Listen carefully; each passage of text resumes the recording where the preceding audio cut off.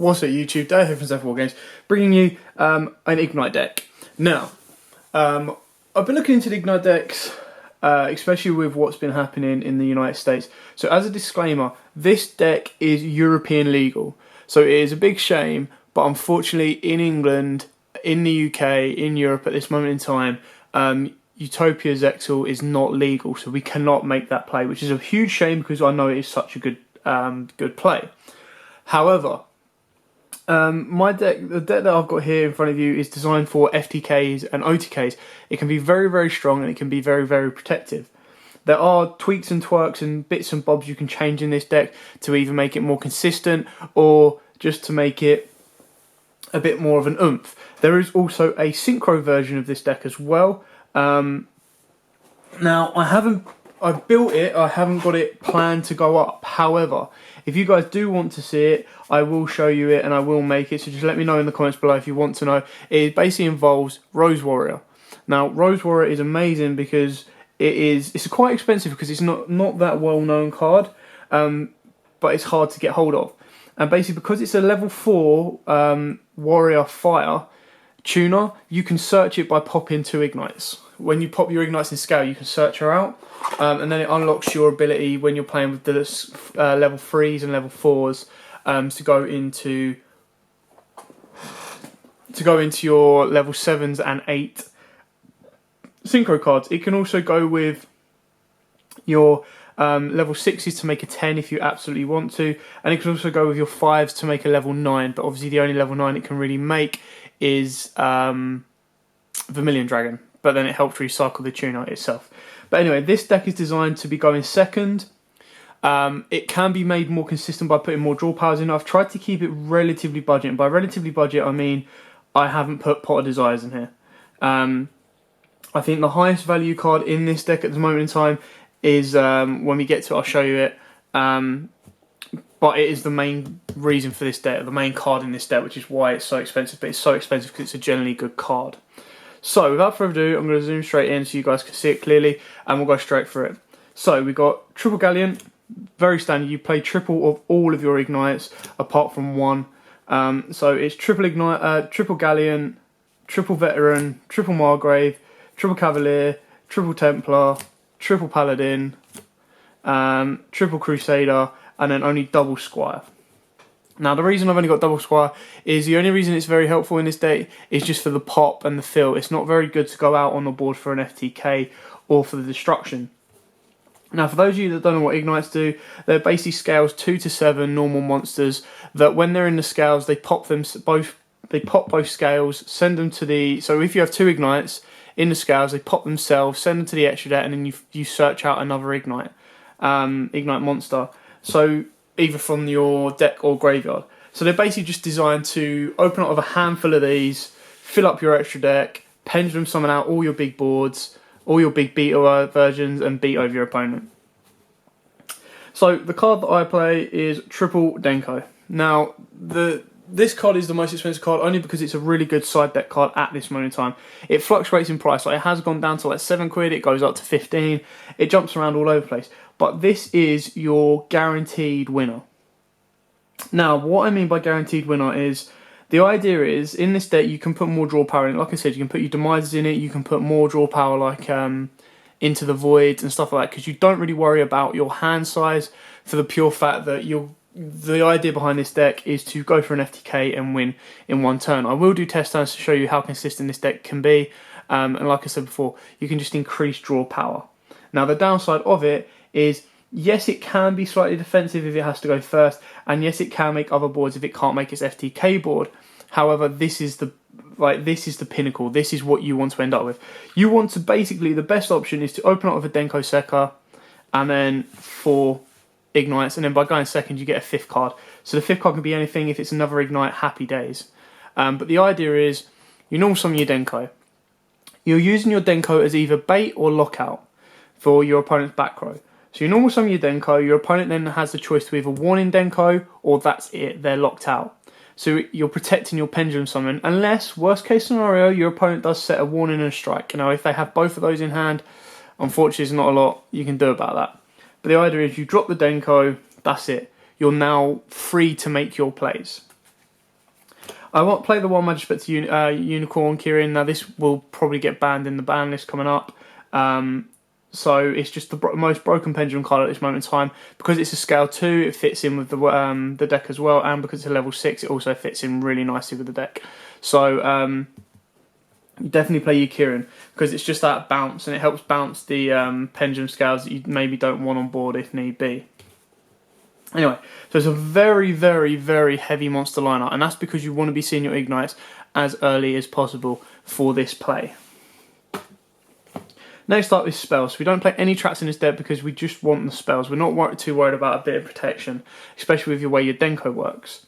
So you play your triple Summoner's Art. This card can be any scale for your Ignites because obviously you have quite a few targets. You have 12 higher level targets that this guy can search out. You play your Ron Roda. Again, it has 11 targets that it can search out, and it can be any scale. So if you top deck this and need another scale, off you go. Double Painful Decision, because they're all normal monsters bar the Kirin and Denko, so this can help add cards to your hand, any scale that you really need for your lower levels. Double Ignite Reload, for the pure fact that if you do open up with a load of pendulums, you can take the risk to dump them and get your Denkos in at +1 off of this. So the idea is you just want to be opening up with your Denkos and going from there as best as possible. Next up is Double Ignition Phoenix and the one Terraforming. This helps pop your monsters, plus give them an extra attack boost, and help circle around your extra deck a hell of a lot quicker, a hell of a lot easier. And then the one Upstart Goblin, just for the extra draw. And the reason I've got Upstart in here is because even though you give them that extra K, the FTK board can clear that off anyway, so it doesn't really matter. And then one Dark Hole can easily be Regeki if you want to. It's just for the hopes that, you know, unless your opponent's playing Battle Fader, you just go Dark Hole, clear their board, and then go for your FTK play. So that's it for the main deck, 40 card deck. Very, very simple, very, very straightforward. Now onto the extra deck. Now the extra deck isn't needed as much. There are some, again, some tweaks and twerks and changes you can make to this deck, like Utopia Beyond and stuff like that. Thinking of which, you probably do want Utopia Beyond in this deck. But again, you don't want to be relying too much on your XYZs. The only way that I'd say to XYZ is if you haven't already done your normal summon of your Denko. Anyway, level 6s, we've got Constellar M7 and we've got Photon Strike Bowser. Now you probably put a Utopia Beyond in here without argument. You can add that in for many of the level 5s that you can take out. So actually, I'll tell you what, we'll take out the Wind Up Arsenals and Maya and put that into your Utopia Beyond in case your opponent has a big beat monster. You've then got your Volcasaurus, Sharp Fortress. It's okay, it's just to help you push a little bit more. Adreus, the Keeper of Armageddon, and Troius, the Keeper of Genesis. These are purely there because you detach one, target one face-up card, you pop it, and then this card effect can obviously only be activated while it has Xyz material, but it cannot be destroyed by battle or card effect. Cannot be destroyed by card effect. At the end of the battle phase, if this card attacked or was attacked, target one card your opponent controls, destroy that target. During each of your end phases, detach one material. So it's basically just there for, in your FTK version, you can, if they've got a full board, if they've pendulum the board out, you attack with this, use this effect, pop another one, and you're just clearing the board down to push with your bigger beaters. Artifact Durandal, again, it's more to recycle your hand. I mean, it's more for later game as well, for the pure fact that you just want to be able to pendulum out your monsters, do this, reshuffle your hand, and then probably disrupt your opponent's hand as well, depending on what they've been playing. Rank 4s, Castells, Cowboys, just in case you can't finish that FTK because they have got a full board, Cowboy can do it for you. Abyss Dweller, more defensive. Utopia and Utopia the Lightning because, you know, beat through. Excalibur, just in case they do have that bigger beater. This can be your 4K. If they have two bigger beaters and you can get a full board of 4s out, you know, go through there. And then Blade Armor Ninja, again, this is, like I said before, this is designed for FTKs. It's just to do as much damage to your opponent as possible in one turn.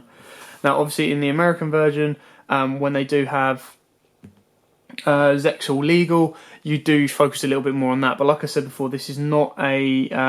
this is legal in Europe. So for our Europe watchers, this is what you'd be playing. This is probably one of the better builds that you can kind of go with. There are, like I said before, synchro variants as well. So just bear that in mind. Don't be like, oh, why aren't you playing Zexal? Why aren't you doing this? Obviously, that's a bit. Yes, it is the better deck. It is a very, very strong deck, as seen at regionals in the States. However, it is not legal for us here, unfortunately. So there is no point in me building it to play it because I can't. So thanks for watching. Like I said, this is very versatile. You can change this up as best you want. There's a trap variant that I did for one of our first videos, where you use Tyrant's Flows and Skill Drain and lock your opponent out. There's synchro versions. There's more heavily XYZs focused, where you probably go more with your lower levels, higher levels, whatever. This is for a bit of fun, a bit of tweaks and twerks, and it's relatively budget, relatively cheap, minus the Denkos. So, I mean, you can probably take your Denkos out for MSTs, Twin Twists, just to clear off the back row. So, obviously, the biggest thing that the Igknights falter with is because they're constantly popping their scales, you don't want to go too far behind, and you don't want to be getting hit with strikes and warnings, so you want to be clearing them out or locking them out with Denkos.